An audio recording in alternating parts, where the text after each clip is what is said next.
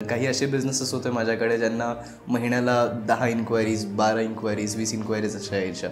Marketing strategies right वेमध्ये implement केल्यामुळे it was a fashion business. त्यांना महिन्याच्या 2400 इन्क्वायरीज यायला लागल्या.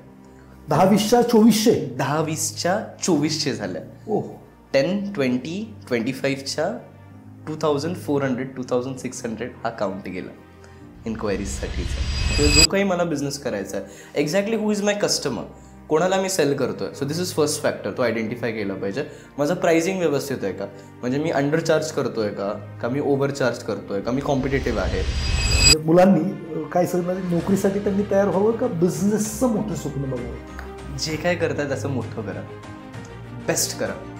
Not necessary everyone should come in business. Possible नाही आहे ते. सगळ्या माणसांकडे त्या सगळ्या कॉम्पिटन्सीज नसतात. Do you try business? Yes. तुम्ही बिझनेस ट्राय करून फेल झाला, you will become a 10x better employee than any person. But नोकरीमध्ये असाल, बिझनेसमध्ये असाल, जिथं कुठे असाल, be the best and the bestest which you can be in that one particular. म्हणजे तुम्ही तुमच्या फील्डचे बादशाह बना.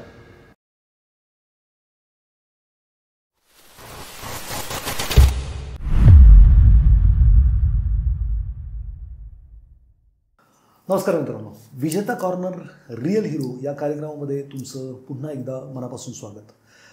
तुम्ही जे काही प्रेम देताय आणि जे काही विजेता कॉर्नरलाचा फास्टेस्ट ग्रोईंग पॉडकास्ट महाराष्ट्रातला बनवताय त्याबद्दल खरोखर मनापासून तुमचे धन्यवाद. मित्रांनो, आज रिअल हिरो या सेगमेंटमध्ये एक यंग एंटरप्रेनर, एक लहान वयातला व्यावसायिक मी घेऊन आलो आहे.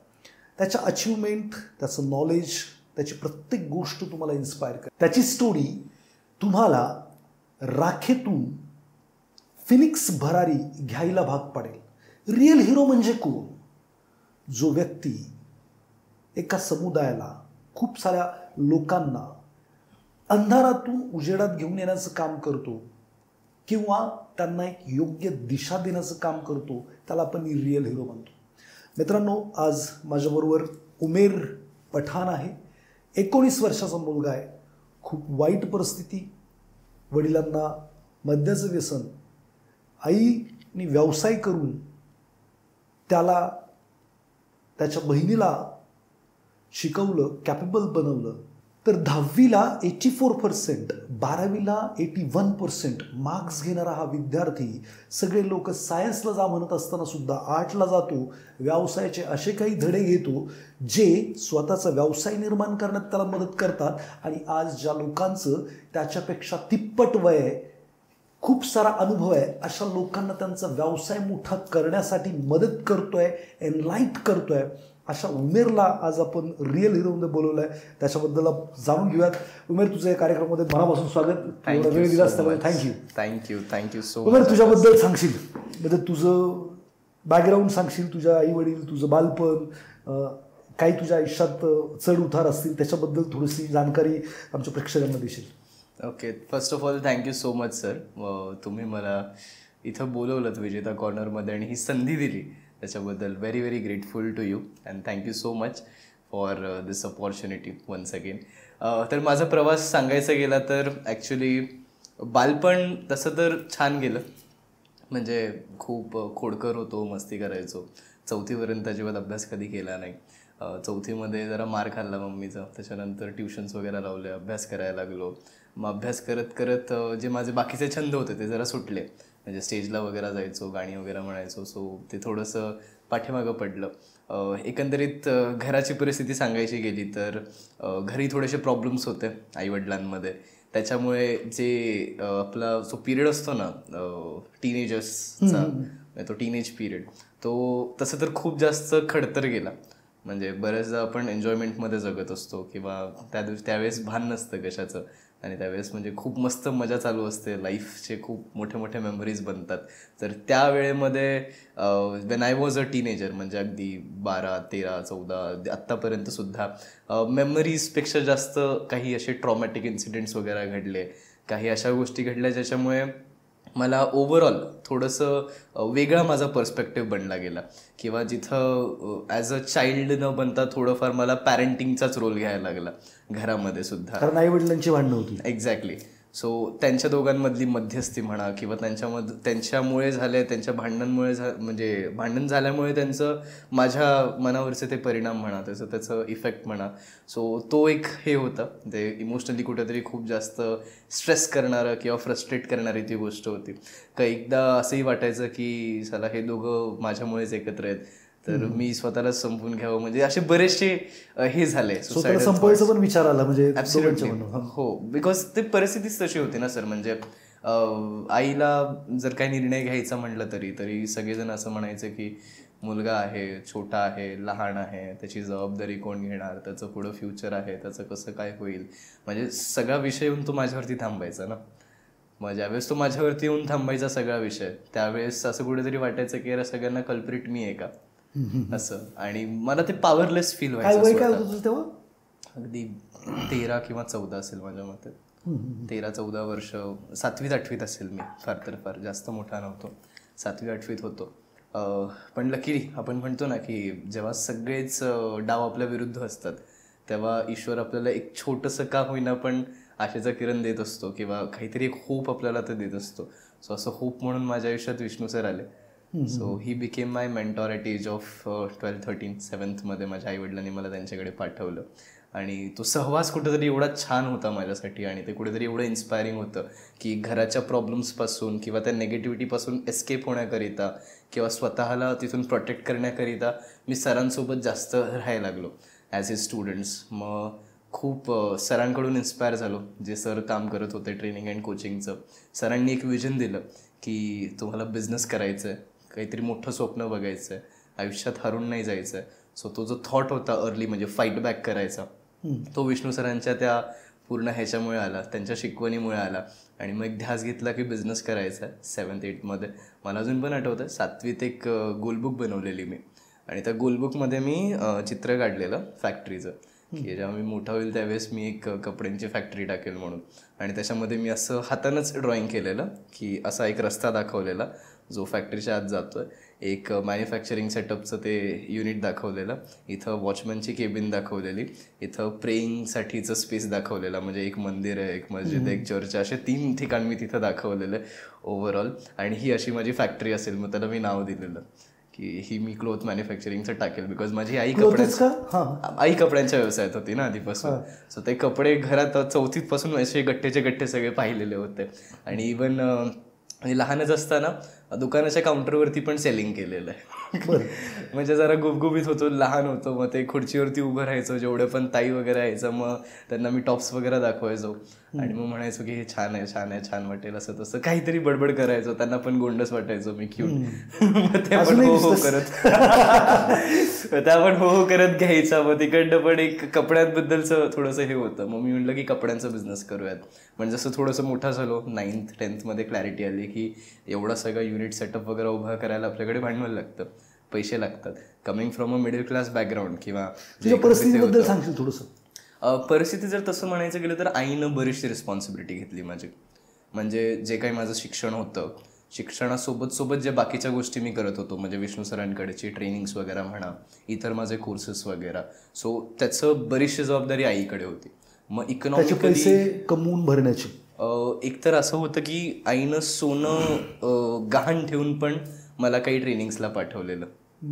म्हणजे ही पण परिस्थिती होती. म्हणजे सगळ्यांचा विरोध, घरच्यांचा विरोध, ओव्हरऑल ते सगळं फेस करत करत तिनं सोनं गहाण ठेवून पण हे केलं, मला अशा ट्रेनिंग्स आणि कोर्सेसला पाठवलं जेणेकरून मी काहीतरी घडू शकेल, मी काहीतरी बनू शकेल. सो असं इकॉनॉमिकली खूप जास्त दरिद्र पण नाही, पण खूप जास्त स्टेबल पण नाही. आम्ही एकदम मध्यस्थ ह्याच्यावरती, प्रॉपर मिडल क्लास असतं ना की अच्छा खाऊन पिऊन सुखी, पण बाकीचं जर काही बॅकएंड पाहिलं तर तसं काहीच नाही ओव्हरऑल. सो त्यावेळेशी तशी परिस्थिती होती. आईवरती खरीच म्हणजे सगळी रिस्पॉन्सिबिलिटी होती. सो ते बघत असायचो मी. म्हणलं की मॉनिटरी आपल्याला काही असं उभं करणं तर शक्य नाही आहे. मग त्या आयडियाला पॉज दिला. म्हणलं आता मग करायचं तर करायचं काय. तर विष्णू सरांच्या सहवासामुळे माझ्यातला जो शायनेस होता कम्युनिकेशनमधला तो बराच गेलेला. म्हणजे त्या एन्व्हायरमेंटमध्ये राहिल्यामुळे मी लोकांशी चांगलं बोलू शकत होतो. मी स्टेजवरती हळूहळू करत बोलायला लागलेलो. मग कम्युनिकेशनचं स्किल आलेलं. आणि आमच्या वर्गात पण म्हणजे कोणाला जर काय असं प्रॉब्लेम झाला असेल तर ते माझ्याकडे यायचे. आणि आम्ही असं मग त्याची काउन्सिलिंग वगैरे करायचो, मस्तपैकी त्याला मोटिवेट करायचो आणि मग तो परत जायचा. तसा तो छोटा संदीप महेश्वरी झालेलो स्कूलचा ओव्हरऑल. तर ती कम्युनिकेशनची स्किल होती. पण आता फक्त कम्युनिकेशनवरती पैसा मिळवता येत नाही ना. तुम्ही खूप चांगलं बोलताय पण त्यासोबत काहीतरी सब्जेक्ट लागतो तुम्हाला. एक निशमध्ये तुम्ही जर खूप चांगलं बोलत असाल, उत्कृष्ट बोलत असाल तर पैसा येतो तुमच्याकडे. म्हणजे कम्युनिकेशन तुमचं ॲज अ ॲम्युनिशन काम करतं. पण तुमच्याकडे काहीतरी कोर पण पाहिजे ना, जो तुम्ही सांगू शकाल लोकांना. सो तो माझ्याकडे मिसिंग होता. म्हणजे नुसतं छान बोलता येतं ह्याला कोण हे देत नाहीत, असं इम्पॉर्टन्स देत नाही. So skills were missing. मग 10वीत असताना जेव्हा कोविड लागलं त्यावेळेस विष्णू सरांकडे सुपर 20चा प्रोग्राम केला. मग तिथे बिझनेस कोचिंग, डिजिटल मार्केटिंग या सगळ्या गोष्टींच्या स्किल्स मी शिकलो. आणि तिथं बिझनेस कोचिंग हा जो सब्जेक्ट होता तो मला खूप आवडला, त्याने मला क्युरियस करून घेतलं. सो बिझनेस कोचिंगचा एक पक्का स्टुडंट झालो, बिझनेसचा एक स्टुडंट झालो आणि ते सगळे बिझनेसचे धडे शिकलो. ती सगळ्या कोचिंग प्रोसेस थ्रू मी गेलो. अगदी जवळून पाहिलं की कोणता बिझनेस कसा क्रिएट केला जातो. त्या लर्निंग्सचे ॲप्लिकेशन्स केले वेगवेगळ्या बिझनेसेसमध्ये. आणि मग मला लक्षात आलं की यार कम्युनिकेशन माझं चांगलं आहे, बिझनेसबद्दल I am curious, I am taking knowledge, so I can combine both of these things and I can do business consulting और business coaching to people. Fantastic. So while I am helping myself, I can help other people also. And they can pay me for that. So हे मला लक्षात आलं. So ती field मी निवडली. आणि मग तिथून पुढे माझं एक जेव्हा कंपनी कधी सुरुवात केलीस तुझी? जेव्हा 18 वर्षाचा होतो त्यावेळेस. आता तुझं वय किती? 19. ओके, 1 वर्ष झालं. किती एम्प्लॉई तुझ्याकडे? आता मी 4 लोकांची टीम आहे. 4 लोकांची टीम आहे तुझ्याकडे. आणि या वर्षीचं काय टार्गेट गोल? 2 कोटींचा प्लॅन आहे यावेळेस. 2 कोटी अर्निंग, 2 कोटी रेव्हेन्यू. फंटास्टिक. 2 करोड रेव्हेन्यूचा प्लॅन आहे या आज 19 वर्षाचा मुलगा 2 कोटी रुपये टार्गेट घेऊन मैदानात आहे आणि 2 कोटी कमवणार तू, त्याच्याबद्दल मला पण डाऊट नाही आहे. काय म्हणजे हे आईवडिलांचं इन्स्पिरेशन म्हणायचं का, तू जे काही ॲडिशनल शिकलास त्याच्यामुळे तुला हे मिळालं का शालेय शिक्षणामुळे हे सगळं तुला जमलंय? कोणत्या गोष्टीला जास्त महत्त्व दिसलं? खरं सांगायला गेलं तर सगळ्यांचं मिक्सचर. ओके. म्हणजे जर तुम्ही पूर्ण जर्नी बघाल ना, जर ते प्रॉब्लेम फेस नसते केले, जे खूप अर्ली एजमध्ये पैशांना घेऊन म्हणा, घरी घेऊन म्हणा, मला घरात हेल्पलेस नव्हतं राहायचं. मला पॉवर हवा होता, पॉवर टू टेक डिसिजन. आणि पॉवर टू टेक डिसिजन हे कधी येतं ज्यावेळेस तुमच्याकडे पैसा असेल. म्हणजे विष्णू सर म्हणतात की खिशात पैसे असतील तर मोठे मोठे निर्णय पण सहज घेता येतात, राईट. मला ते हवं होतं. म्हणजे मी रिस्पॉन्सिबिलिटी घेण्यात मला स्वतःला केपेबल बनवायचं होतं, बिकॉज मी ते प्रॉब्लेम्स बघितलेले की तुम्ही जर एखाद्यावरती डिपेंड राहिला तर किती त्रास होतो त्याचा, आणि तुम्हाला स्वतःचे डिसिजन्स घेता येत नाही, तुम्ही हॅपी असो किंवा नसो तिकडे असं. सो तिकडनं मला निघायचं होतं. हा एक पर्स्पेक्टिव्ह होता. मग ती हंगर होती, म्हणजे लागलेली होती खूप जास्त. त्यासोबत ज्या लोकांच्या मी सहवासात होतो त्यांनी मला शिकवलं की मोठे स्वप्न बघा. म्हणजे डोंट थिंक स्मॉल. आत्ता तुमच्याकडे काहीच नाही आहे ना, चालेल, नो प्रॉब्लेम. असं आता तुम्ही हरलेले आहात ना, नॉट एन इश्यू. तसंही माझं स्टार्ट 0पासूनच आहे. गमवायला काही नाही, गमवायला काहीच नाही आहे ना. इथं एक जाकीर खानची पोएम खूप मस्त आहे, ते मी ऐकत असतो अधूनमधून. तर जाकीर खान असं म्हणतात, मैं शून्य पे सवार हूँ, मैं शून्य पे सवार हूँ, बेअदब सा मैं खुमार हूँ, मैं मुश्किलों से क्या डरूँ, मैं खुद कहर हजार हूँ, मैं शून्य पे सवार हूँ. वाह. म्हणजे माझ्याकडे काहीच नाही आहे ना, मग भीती कशाची आहे मला? Let's go all in. मग मोठी स्वप्न बघायला, जे माझं जसं तुम्ही होता सहवासामध्ये, विष्णू सर होता. सो तुमच्या सगळ्यांकडे बघून ते इन्स्पिरेशन आलं की यार रॅक्स टू रिचेस आणि स्क्रॅचपासूनच एक खूप मोठी जर्नी बनू शकते आणि काहीतरी खूप मोठं करता येणं शक्य आहे. ज्यावेळेमध्ये तुमचा विजन, सगळ्यांचं विजन मला इन्स्पायर करून गेलं आणि म्हणलं की यार नाही, I should also think big. आणि थिंक बिग करताना त्यासोबत एक अजून पर्स्पेक्टिव्ह म्हणजे जसं लोकांची मदत करायची. थिंक बिग म्हणजे think big not just for me, think big for everybody. आता जसं मी माझी जर्नी पाठीमागं बघतो, मला असं जस्ट एक विचार आलेला रात्रीचं मी सेल्फ टॉक करत असताना, की सगळेजण म्हणतात की मला माझ्या आयुष्याचा पर्पज मिळाला. मी पण म्हणायचो पर्पज मिळाला. बट जेव्हा मी थोडंसं रिथिंक केलं अजून, मी म्हणलं की ॲक्च्युअलमध्ये काय पर्पज असेल माझा. ठीक आहे, मला लोकांना मोटिवेट करायचं वगैरे, बट व्हॉट इज रिअल? म्हणजे माझ्यासोबत जे काय घडलं माझ्या लाईफमध्ये, फॅमिली लेवलला असेल, फायनान्शियल लेवलला असेल, इवन फ्रेंड्स लेवलला पण बऱ्याचशा गोष्टी घडल्या. जे काही माझ्यासोबत घडलं, जे काही कॉन्सिक्वेन्सेस किंवा सिच्युएशन्स मी पाहिल्या, त्याचं रिझन काय असू शकतं. आणि विष्णू सर मग माझ्या आयुष्यामध्ये का आले, मग त्यांचा जो सहवास लागला त्याच्यानंतर जे झालं ते का झालं. तर ओव्हरऑल असं लक्षात आलं की यार माझ्या आयुष्यामध्ये प्रचंड डार्कनेस होता, प्रॉब्लेम्स होते. आणि तिथे एक व्यक्ती माझ्या आयुष्यात अशी आली, विष्णू सर, ज्यांनी मला लाईट दिली. ती लाईट होती नॉलेजची. त्यांनी मला कॉन्फिडन्स दिला. म्हणजे त्यांनी प्रॉब्लेम्स नाही सॉल्व्ह केले माझे, प्रॉब्लेम्स आज पण ते सॉल्व्ह नाही झालेले, बट त्या प्रॉब्लेम्सला फेस करायची किंवा त्या प्रॉब्लेम्सला लढा देण्याची जी ताकद असते ना, ती त्या नॉलेजनं, ती त्या ज्ञानानं मला दिली. जे ज्ञान आणि जे स्किल माझ्याकडे आलेलं, आणि ते माझ्याकडे माझे मेंटॉर विष्णू सर घेऊन आले. आणि तिथून मी स्टँड झालो किंवा तिथून माझ्याकडे ती पॉवर आली फेस करायची. So then when I look back in my journey, and तेव्हा रिअलायझेशन झालं की यार, my purpose is to just help people gain their strength with the knowledge I have. So मला माझं जे नॉलेज माझ्याकडे आहे, जेवढं मला माहिती आहे, ते मला लोकांपर्यंत पोहोचवायचं आहे. ते मला त्यांना शिकवायचं आहे, in terms of business, in terms of life, in terms of goals. जे काही मला नॉलेज आहे, जे काही मला इन्साईट आहे, ते मला त्या सफरिंग लोकांपर्यंत पोहोचवायचं आहे, जे आज झटत आहेत, किंवा त्यांना एनलाइटमेंट द्यायची आणि त्यांना स्ट्रेंथ द्यायची आहे. मी त्यांचे प्रॉब्लेम्स नाही संपवू शकत, बट त्यांना मी स्ट्रेंथ देऊ शकतो, त्यांना मी ताकद देऊ शकतो, त्यांना हे नॉलेज देऊ शकतो, जेणेकरून ते स्वतःच्या प्रॉब्लेम्सला फेस करतील आणि ते मोठे बनतील. So this became purpose of my life. आणि त्याच्यानंतर गायडिंग पीपल इन बिझनेस म्हणा, किंवा गायडिंग स्टुडंट्स रिगार्डिंग बिझनेस म्हणा, किंवा guiding students in goal setting, दिशा वगैरेमध्ये जे आपण करतो, तो हे सगळं मग एक एक गोष्टी तशा ऑटोमॅटिकली येत गेल्या. असं म्हटलं जातं खरंच की you don't need to find your purpose finds you. So it same happened with me, की ऑटोमॅटिकली ते डॉट्स तसे कनेक्ट होत गेले and I came on this track. तू आता जे एनलाइटमेंट लोकांना करतोय, बिझनेसमॅनला मार्गदर्शन करतोय, अशा काही सक्सेस स्टोरी आहेत का ज्यांना तू मार्गदर्शन केलं आणि त्याच्यामुळे त्यांचा जो बिझनेस आहे तो काही पटीने वाढला किंवा काही असं? ॲब्सोल्युटली सर, आहेत ना. आता I have one of my client in logistics. So जेव्हा आम्ही त्यांच्यासोबत काम करायला चालू केलं, लास्ट इयर्सचा आम्ही जो डेटा घेतला, त्याच्यामध्ये त्यांचं जे रेव्हेन्यू होतं, it was around 2.5 crore. And currently हा जो फायनान्शियल इयर आपण क्लोज केला, त्याच्यामध्ये आम्ही जेव्हा हे त्यांची टॅली करून पाहिली, so within 6 months of our coaching त्यांचा जो फायनान्शियल इयरचं क्लोजिंग होतं, ते जवळपास 5 कोटींपेक्षा वरचं होतं. So you can say it was 100% growth on their 6 months. Yes. आणि तो जो 5 कोटीचा हे होता, त्याच्यामधलं ऑलमोस्ट मोर दॅन 60% अमाऊंट ही त्या 6 monthsमध्ये जनरेट झालेली when we coached with them. Great. So it was the result. काही असे बिझनेसेस होते माझ्याकडे ज्यांना महिन्याला 10 इन्क्वायरीज, 12 इन्क्वायरीज, 20 इन्क्वायरीज अशा यायच्या. मार्केटिंग स्ट्रॅटेजीज राईट वेमध्ये इम्प्लिमेंट केल्यामुळे, it was a fashion business, त्यांना महिन्याच्या 2400 इन्क्वायरीज यायला लागल्या. 10-20च्या 2400? 10-20च्या 2400 झाल्या.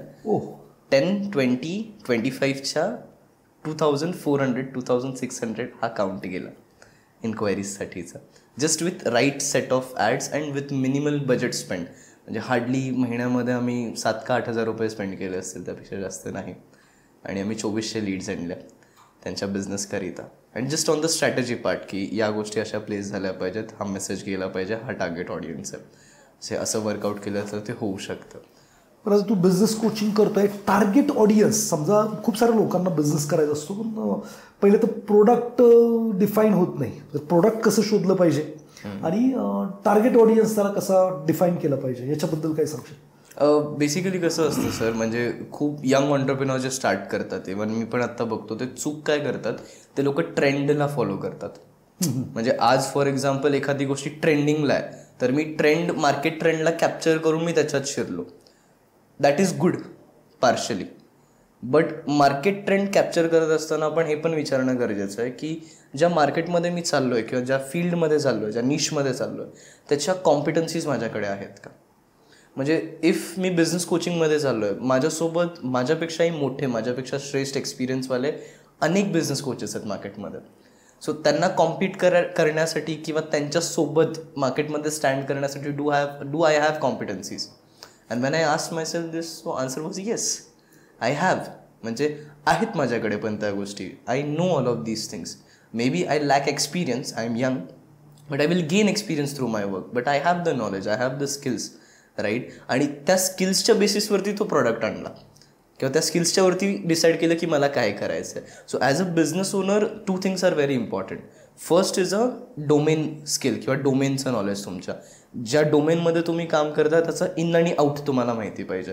म्हणजे जर कपड्यांचं स्टार्ट करतोय तर तो हा धागा कुठं बनतोय, त्याचं रॉ मटेरियल कुठून सोर्स होतं आहे आणि हे कोणत्या कोणत्या वेगवेगळ्या ह्याच्यामध्ये तुम्ही वापरू शकता, टाईप्स ऑफ फॅब्रिक्समध्ये तुम्ही वापरू शकता, टाईप्स ऑफ क्लोदिंग्समध्ये तुम्ही वापरू शकता आणि हे कुठं विकलं जाऊ शकतं.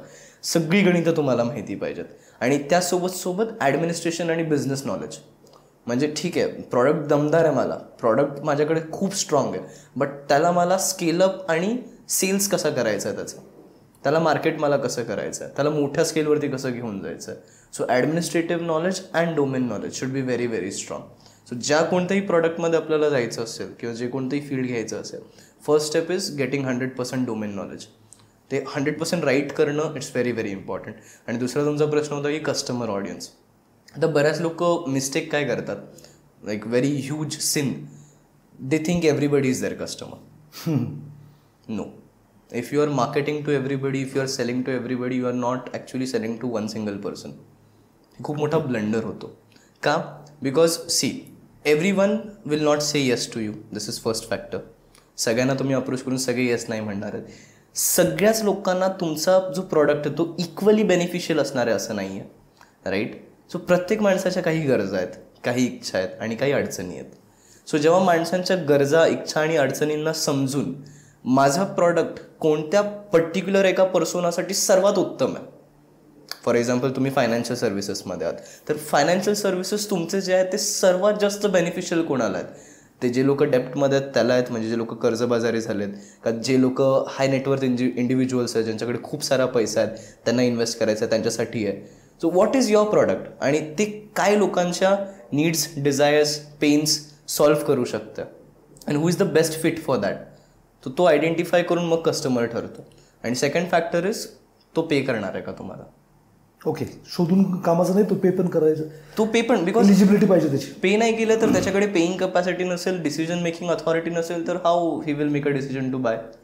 And if he doesn't make a decision to buy, you are not selling, right? म्हणजे जरी आता फॉर एक्झाम्पल मी एक वर्कशॉप काढला बिझनेसचा स्टुडंटसाठी. आता मी स्टुडंटसाठी मार्केटिंग केली, बट स्टुडंट जाऊन त्यांच्या पॅरेंट्सला विचारतात, पॅरेंट्स म्हणतात पैसे नाही देणार. उपयोग नाही ना त्याचा. मग मार्केटिंग चुकीच्या ठिकाणी झाली. Exactly. Your my customers are parents. Your my customer should be the parents ज्यांची मुलांना त्यांना बिझनेसमध्ये टाकायचं आहे किंवा त्यांचा एक्झिस्टिंग बिझनेस आहे किंवा ते तसं पद्धतीचा विचार करताय मुलांना घेऊन, ते माझे कस्टमर्स आहेत. मुलं माझे कस्टमर्स नाही आहेत, मुलं कन्झ्युमर आहेत. हा फरक असतो म्हणजे कस्टमर आणि कन्झ्युमरमधला. Consumer is one who is using your product and customer is the one who is paying for it. And you market to the one who is paying for it and you build a product to your consumer. म्हणजे कन्झ्युमरसाठी product बनवायचा आणि कस्टमरसाठी तो market करायचा. Okay, म्हणजे जसं की शाळा, मी माझ्या मुलाची फी भरतोय. एक्झॅक्टली, तुम्ही कस्टमर आहात, मुलगा कन्झ्युमर आहे. आता तुमच्या हिशोबानं जर मी शाळा बनवली, म्हणजे लेट्स से आता मुलगा, आता अंश छोटा आहे, ठीक आहे, मग त्याला बेंचेस वगैरे केवढे लागणार आहेत? फार तर एवढे लागणार आहेत. मग मी तुमच्यासाठी असे मोठे बेंचेस आणून ठेवणार आहे का ज्याच्यामध्ये तुम्ही बसू शकाल? अर्थ नाही ना त्या गोष्टीला, राईट? सो मला जी पोरं शिकणार त्यांच्या हिशोबानं करिक्युलम बनवावं लागेल, त्यांच्या हिशोबानं ॲम्बियन्स बनवावं लागेल, बट तो ॲम्बियन्स, तो करिक्युलम तुम्हाला अपील झाला पाहिजे ॲज अ कस्टमर, की तुमचा पोरगा इथे येऊन काहीतरी खरंच शिकणार आहे, त्याच्यासाठी हे व्हॅल्युएबल असणार आहे. Then you are going to pay the fees or else you will not pay. So this is the difference. आणि हा डिफरन्स बरेचसे लोक कॅच करत नाहीत आणि म्हणून ते घाटत जातात. म्हणजे एक तर अथॉरिटी पाहिजे आणि दुसरा तो राईट फिट पाहिजे, की त्याला तुमचे जे सर्व्हिसेस आहेत it should be a perfect fit for them, की ओके हे मला काहीतरी सॉल्व्ह करून देतं असं. तो मार्केट ओळखता आला पाहिजे तुमचा. ओके, बरेच खूप साऱ्या लोकांना बिझनेस करायचा असतो, भांडवल नसतं किंवा आयडिया जनरेशनला प्रॉब्लेम असतो. अशा लोकांनी समजा मला काही कॅपिटल रेज करायचं आहे, काही बिझनेस करायचं, तर काही कॅपिटल रेजिंगचे मेथड्स सांगू शकाल का? एक डिपेंड करतं. जर खूप म्हणजे he is just starting out, म्हणजे आता जर एखादा स्टुडंट जर करायचं म्हटलं तर स्टुडंटला आपण रेकमेंड नाही करणार की initially you gather up capital. Initially जर एखादा स्टुडंटला स्टार्ट करायचं असेल, it's very nice to be in a skill based business. इथं तुम्ही सर्व्हिस ॲज बिझनेस प्रोव्हाइड करताय आणि सर्व्हिसेससाठी भरपूर ऑप्शन्स आहेत, जसं website building, digital marketing, social media management, portfolio management, service. This all are services. याच्यामध्ये तुमचा कॅपेक्स नाही आहे कोणताच असा मेजर टाकलेला. ज्यांच्याकडे पैसे नाही त्यांनी कॅपेक्स नसलेला बिझनेस सुरू करावा, just to get the taste of the business. आता मला एक very well experience lady from Dubai, मी त्यांच्यासोबत कालच एका 1-to-1 कॉलमध्ये होतो. अँड त्या इंटिरियर डिझायनिंगचं त्यांनी क्वालिफिकेशन वगैरे केलेलं आणि इंडियामध्ये काम पण केलेलं, बट दुबईमध्ये त्यांचं नवीन होतं आणि शी वॉज म्हणजे लुकिंग की मी दुबईमध्ये कसं स्टार्ट करू. आणि दुबईमध्ये लिटिगेशन्स जरा स्ट्रॉंग असतात बिझनेस स्टार्ट करायचे, म्हणजे ते तुम्ही इझिली स्टार्ट करू शकत नाही. स्टार्ट केल्यानंतर गोष्टी सोप्या असतात, बट स्टार्ट करेस तोपर्यंत त्याचं सर्टिफिकेशन, त्याचे लायसन्सिंग्स वगैरे कंप्लायन्सेस बरेचसे असतात तिकडे, ते मला सांगत होत्या. So then I recommended to her की इन्स्टेड ऑफ ते सगळे कंप्लायन्सेस घेऊन लेबर मागवून त्यांचा पासपोर्ट विजा सगळ्या गोष्टी स्पॉन्सर करण्यापेक्षा आणि मग इंटिरियर डिझायनिंगची स्वतःची फर्म टाकण्यापेक्षा you try consultancy first. Okay, तुम्ही क्लायंट आहात, कॅपिटल लागणार नाही. तुमचा क्लायंट प्रोक्युअर करेल लेबर, तुमचा क्लायंट प्रोक्युअर करेल material, you will just go and get the work done. And once you do all of these things, you create case studies, you create testimonials, you create results for people, आणि तुमचं मार्केटमध्ये नाव तयार व्हायला लागतं, तुमची credibility build होते. And once you R in to that business, एकदा त्या इंटिरियर डिझायनिंगमध्ये शिरलेले आहेत लेट्स सपोज फॉर एक्झाम्पल, तेव्हा ते काही चालू करू शकतात. ते त्यांचं फर्म पण एस्टॅब्लिश करू शकतात, त्यांच्याकडे थोडंसं कॅपिटल पण आलेलं असेल, त्याच्यामध्ये ते स्वतःचे लेबर आणतील, स्वतःच प्रोक्युअरमेंट करतील, किंवा ते ट्रेडिंग पण करू शकतात मटेरियलची. There is scope is very vast. But ज्या कोणत्या इंडस्ट्रीमध्ये शिरायचं असेल, no need to having a own capital. Exactly, customer funding म्हणूयात. Customer funding, absolutely, it can be customer funding. Means I am taking fees from you before completing the project, आणि मी तुम्हाला assure करून देतो की सगळं होऊन जाईल. I will be the consultant, I will be the middle person in this. Even बरेचसे केस studies अशा पण आहेत माझ्याकडे ज्यांना रिअल एस्टेटचा व्यवसाय करायचा होता, सो ते पहिले ब्रोकिंगमध्ये गेले, पहिले CPL झाले, ते चॅनल पार्टनर्स झाले, असे CP झाले, आणि त्याच्यानंतर मग त्यांनी स्वतःचे साईट्स हे करायला स्टार्ट केलं, छोटे छोटे करत करत. So in this way it is a great way to start. So without even risking much for the capital. आणि बाकी फायनान्सिंगचे ऑप्शन, जर तुमच्याकडे ITR वगैरे स्ट्रॉंग असेल, प्रोजेक्ट रिपोर्ट तुम्ही तयार केला CA सोबत, bank can finance you, there are lot of options in that. आता तर VC वगैरे पण ट्रेंडिंगमध्ये आहे, स्टार्टअप फंडिंग अँड ऑल असं. सो त्याचे बरेचसे पर्याय आहेत. But this way of starting it as a service business definitely helps you, आणि तुम्ही मार्केटला अजून चांगल्यापणे अंडरस्टँड करून घेऊ शकता, तुम्हाला नॅव्हिगेट करायला उपर होतो. ॲब्सोल्युटली. Yes, very nice. समजा एखादा व्यवसाय आहे आणि तो स्ट्रगल करतोय, तर त्याला व्यवसाय वाढ करायचं आहे, पण कसं करायचं त्याला ते समजत नाही, तर काय वेज असू शकतात की त्यांनी कशा पद्धतीने व्यवसाय वाढ करूयात? उदाहरणार्थ रेस्टॉरंटचा व्यवसाय त्याला वाढ करायची आहे, तर त्यांनी काय केलं पाहिजे, काय वेज आहेत? सर्वात पहिले identify where is the problem. म्हणजे मी स्वतः I have build up this concept of 5P of any business. म्हणजे या 5 P'मध्ये प्रॉब्लेम असू शकतो. फर्स्ट इज प्रॉस्पेक्ट, म्हणजे कस्टमर. सेकंड इज प्राईस, म्हणजे तुम्ही कितीला विकताय, कोणाला विकताय. थर्ड इज प्रॉडक्ट, तुम्ही काय विकताय. फोर्थ इज पीपल, तुम्ही कोणासोबत काम करताय. And fifth is processes. Okay. So या 5 जे P's आहेत, म्हणजे prospect, price, product, people and processes, याचं सर्वात पहिले ॲनालिसिस करणं गरजेचं आहे की एक्झॅक्टली जर रेस्टॉरंट बिझनेस आहे तर तो कोणत्या डेमोग्राफीमध्ये, आणि तो ज्या डेमोग्राफीमध्ये तिकडं त्याचा प्रॉस्पेक्ट कोण आहे, कोण अशी लोक जे इथे येऊन म्हणजे खात आहेत. आता फॉर एक्झाम्पल आपण एखादा खूप प्रीमियम आणि पॉश एरिया पाहिला, आणि त्या प्रीमियम पॉश एरियामध्ये मी गेलो आणि लेट्स से मी खूप काही अशा बेसिक गोष्टी तिथं विकायला चालू केल्या, किंवा लेट्स से मी एक बेसिक खानावळ तिथं टाकली, जिकडचे टेबल्स खुर्च्या वगैरे काही व्यवस्थित नाही आहे, बोर्ड वगैरे एवढा काही चकाचक नाही आहे, म्हणजे overall will it sell? No. Because तिकडची 80% पॉप्युलेशन आर द पीपल जे ऑडी, जॅग्वार, मर्सिडीज याच्यामधनं फिरतायत. ती लोक स्काय स्क्रेपर्सच्या मध्ये जर तुम्ही असं काहीतरी चालू करत आहे, high chances that you will fail. नाही, मॅक्सिमम पीपल उलटं करतात असं मला म्हणायचं. ते काय करतात, साधा एरिया सोडतात, कमीत कमी बर्गर विकायला सुरू करतात.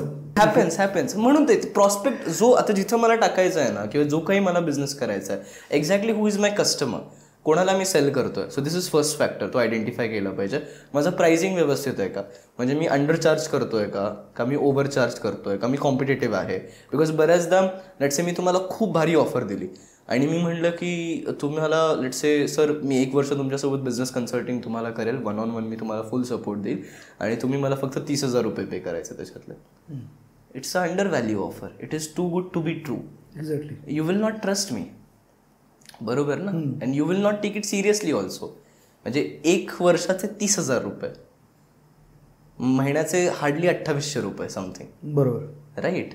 सो ते तुम्ही सिरियसली पण नाही घेणार त्या गोष्टीला. दिस इज अंडर चार्जिंग. बट मी म्हटलं की सर मला 30 लाख रुपये द्या, आणि लेट्स से तुमचा जो ओव्हरऑल टर्नओव्हर आहे तोच आहे 60 लाखाचा. यू विल सी लाईक की जा. बरोबर. So either prospect can be a issue, price can be a issue, process can also be a issue.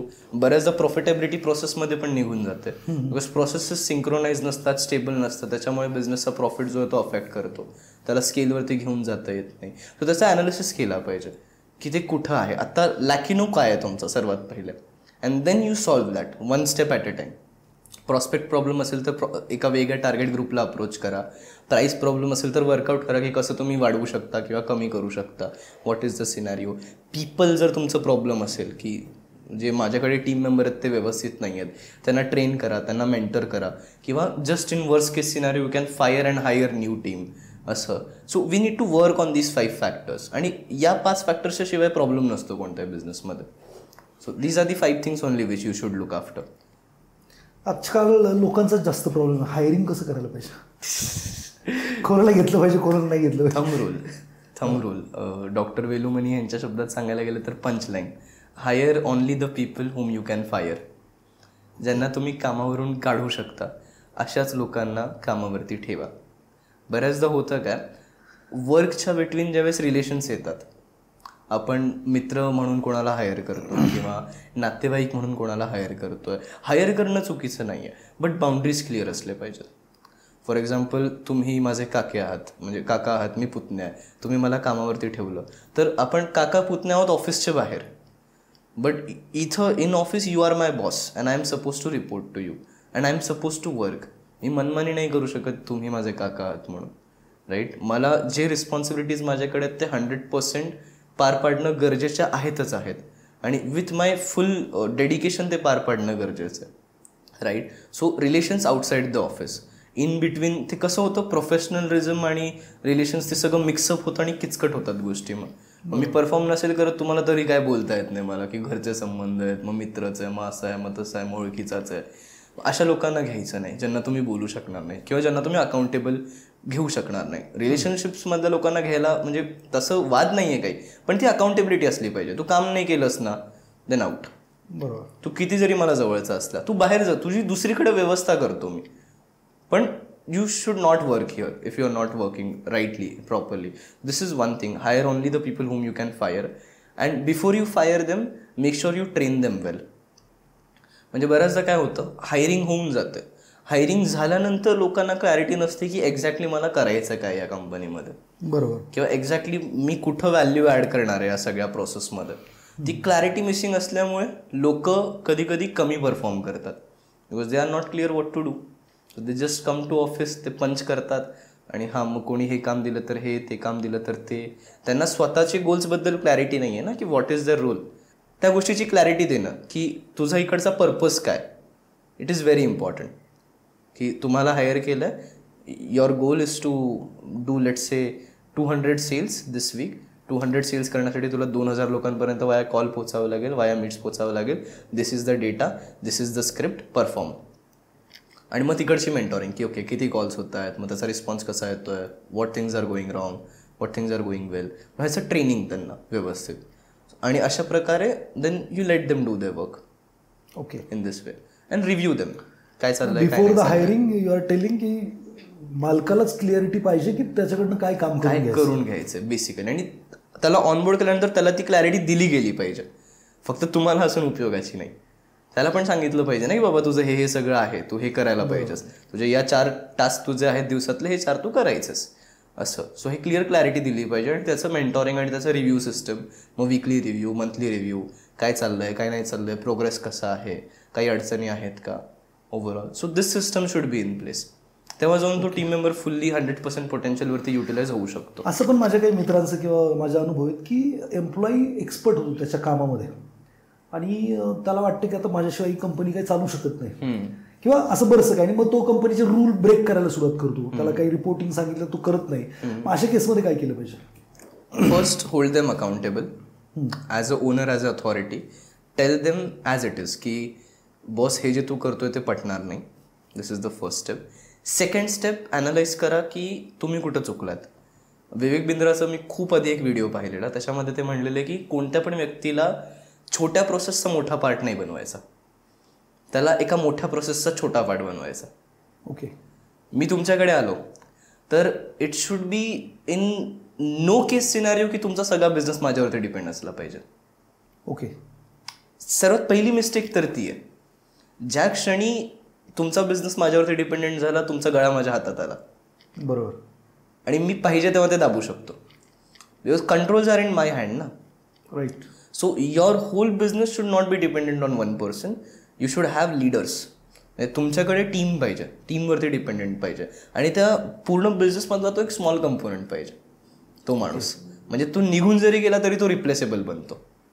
आता कसं आहे, सगळं तोच करतोय किंवा त्याच्याकडे मोस्टली अथॉरिटी आली आहे, त्याच्याकडे डिपेंडन्सी आली आहे, तो निघाला तर एक मोठा पिलर गेल्यासारखं होतो असं. So instead of doing that की सगळ्याकडेच एक मेजर अथॉरिटी आहे किंवा मेजर रोल्स सगळ्या एकाच माणसाकडे आहे, यू डायल्यूट इट.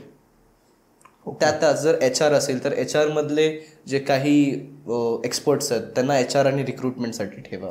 जे सेल्स अँड मार्केटिंगमधले एक्सपर्ट्स आहेत बट रिस्पेक्टिव्हली त्यांना सेल्ससाठी आणि मार्केटिंगसाठी सेपरेट ठेवा. जे ॲडमिनिस्ट्रेशनसाठी आहेत, जे मॅनेजमेंट लेवलला खूप चांगलं करू शकतात ते मॅनेजमेंट लेवलला ठेवा. अशी टीम तयार करणं गरजेचं आहे. आणि मोस्टली हे कधी होतं ज्यावेळेस टीम नसते, त्यावेळेस 1 किंवा 2 माणसांकडे सगळं येतं आणि मग त्यांना वाटतं की यार हा सगळा बिझनेस आमच्या जीवावरती चालला आहे, आणि मग ते मनमानी करायला लागतात. And fire them immediately if things are not going well. First speak, expect them to take actions. एक कोड ऑफ ऑनर ठेवा तुमच्यामध्ये की दिस आर द थिंग्स, हे बाउंड्रीज आहेत, हे तू पण क्रॉस नाही करायच्या, मी पण क्रॉस नाही करणार.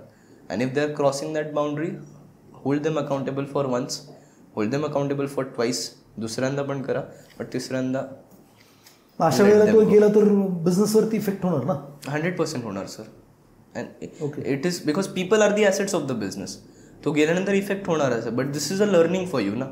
Exactly. Next time don't depend on single person. Create replace, like stepney जशी असते ना गाडीला, इमिजिएट तयार करायची दुसरी. फॉर एक्झाम्पल हायरार्की आहे, you are the boss, I am reporting to you, आणि माझ्या खाली अजून एक माणूस आहे. तुमची सिक्वेन्स अशी पाहिजे किंवा सिस्टम असा पाहिजे, तुमच्या खाली मी तयार होतोय, माझ्या खाली तो तयार झाला पाहिजे. जर मी निघून जरी गेलो, he should be capable enough to immediately take my place. Great. म्हणजे if I am a marketing head of a company आणि माझ्याकडे लेट्स से एक सोशल मीडिया मॅनेजर आहे जो मला असिस्ट करतोय, किंवा एक असिस्टंट म्हणून मार्केटिंग हेड आहे, असिस्टिंग हेड आहे माझ्याकडे, तर त्याला मी मेंटॉर अशा वेमध्ये केलं पाहिजे की if I went he can replace me. This should be the hierarchy, this should be the system basically. आणि आपण हे चुकतो की आता तुम्ही मला घेतलं, तुम्ही सोडून देता की हा मार्केटिंग करेल निवांत आपली, असं मी मार्केट खाऊन टाकतो तुमचं, मी मार्केटिंग नाही करत. मी त्यामध्ये सांगितलं पाहिजे की तुझं जॉब काय, तुझं जॉब आहे मार्केटिंग डिपार्टमेंट डेव्हलप करणं, तुझं जॉब मार्केटिंग करणं नाही आहे. As a head my role, my task, my purpose in this organisation is I want to develop a department of marketing where team will do marketing. And even if I go there will be some person in the team which will take my place. Okay. Because systems प्लेसमध्ये असतील, roles प्लेसमध्ये असतील, सगळ्या गोष्टी strategies प्लेसमध्ये असतील, फक्त ते चक्र फिरवायचे असतात, चक्र बनवायचा नसतो तिकडे, मग तो माणूस रिप्लेस केला जाऊ शकतो. So it's a long process. Immediate त्याच्यावरती असं लगेच सोल्युशन भेटत नाही. मी म्हणतो business coaching is not allopathy. दिला औषध की बरं झालं, दिला औषध. It's a Ayurveda process, it's a whole cleaning process. That's why 1 वर्ष 6 महिने असा मोठा पिरियड जातो ना क्लायंट सोबत काम करायला आणि त्यांना ग्रोथ दिसायला. ते असं झटपट लगेच नाही होत. तर एखाद्या याला व्यावसायिक व्हायचं आहे तर त्यांनी डायरेक्टली व्यवसाय सुरू करावा किंवा बिझनेस शिकावा, तर कोणत्या गोष्टी शिकून व्यवसाय केला पाहिजे का डायरेक्ट केला तरी चालेल? मार्केटिंग आणि सेल्स शिकून केला पाहिजे. मार्केटिंग आणि सेल्स शिकून केलं पाहिजे. बिकॉज मी असं एक एक्सपिरियन्स केलं आहे सर, नंबर 1 लोक जे स्ट्रगल करतात ना बिझनेसमध्ये, like why they struggle is त्यांना मार्केटिंग आणि सेल्स जमत नाही त्याच्यामुळे. आणि हा स्ट्रगल मी पण अनुभवला आहे माझ्या ह्याच्यामध्ये. बिकॉज आधी लहान होतो, म्हणजे 15-16 वर्षाचा असताना कोणी असं लहानच आहे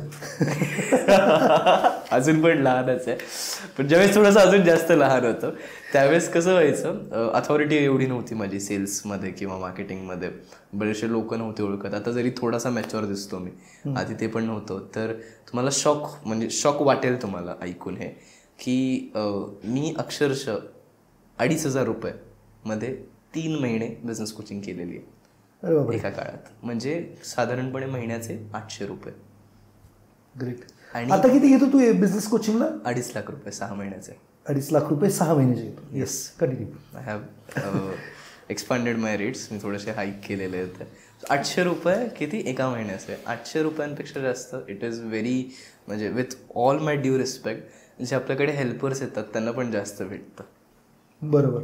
आणि महिन्यातनं 8 वेळा, महिन्यातनं 12 वेळा इकडून त्या ठिकाणी ऑलमोस्ट 20 किलोमीटर जायचो मीटिंगसाठी. तर बसायचो, सगळ्या गोष्टी परफॉर्म करायचो. आणि end of the 3 months I got a cheque of 2,500. It was heart breaking experience ना. एवढं जाणं, एवढं मेहनत करणं, म्हणजे कशासाठी. आणि त्यावेळेस म्हणजे ते पैसे घेताना मला थोडंसं असं झालं की I was disappointed for the very first time. मी कधी पैशांचा विचार केला नाही काम करत असताना. म्हणजे आय वॉज ऑनली की I want to add value. कोविडमध्ये जसं एक सलॉन क्लायंट, माझा पहिला क्लायंट आलेला, कोविडमध्ये त्यांची हालत खूप खराब होती बिझनेसची. It was in losses. I work with them for 6 months. लॉसेसपासून कन्सिस्टंट 6 figure रेव्हेन्यू, म्हणजे लाखात रेव्हेन्यू त्यांचा पोहोचवला आम्ही, एक पण पैसा न स्पेंड करता मार्केटिंगमध्ये. आणि किती दिवसात? 6 महिन्यात. वा.